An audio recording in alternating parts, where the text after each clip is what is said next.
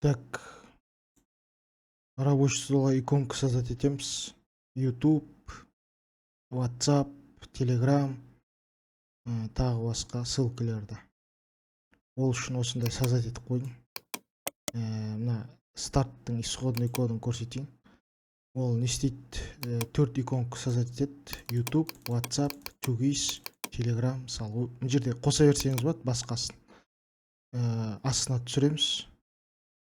Ол короче,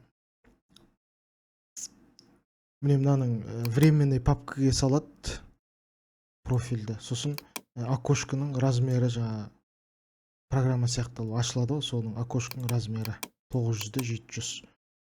Так, давай создать етейік, көрейік. Бұл жерде иконка добавить етіп қойдым осындай. Өзіңіз бұл жерге добавить ете берсеңіз болады. Давай тағы бір сайтты добавить етейін.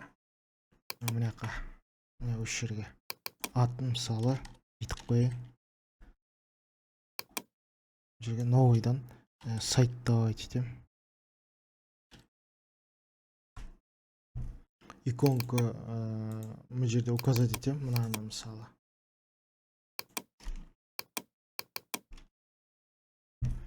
Dist и иконка. Dist деген папка. Так, енді 5 нені создать етеді рабочий столға иконканы. Так, бас жіберем ал старт. Бұл жерге шығады, осы жерге. Міне YouTube шықты, WhatsApp шықты, Tugis шықты, Telegram. Бұл осындай ссылка создать етіп атты осындай.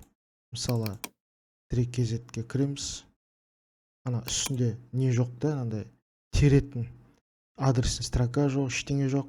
Как приложение сияқталып ашып жүрді, программа сияқталып ашып жүрді. YouTube программа сияқталып ашады. Үстінде лишний заттар жоқ та. Сосын WhatsApp,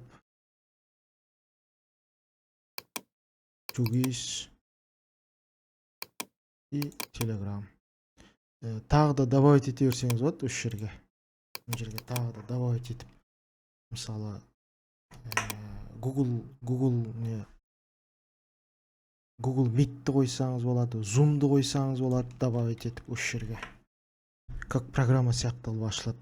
И создать етеді рабочий столға ярлык осындай әдемі.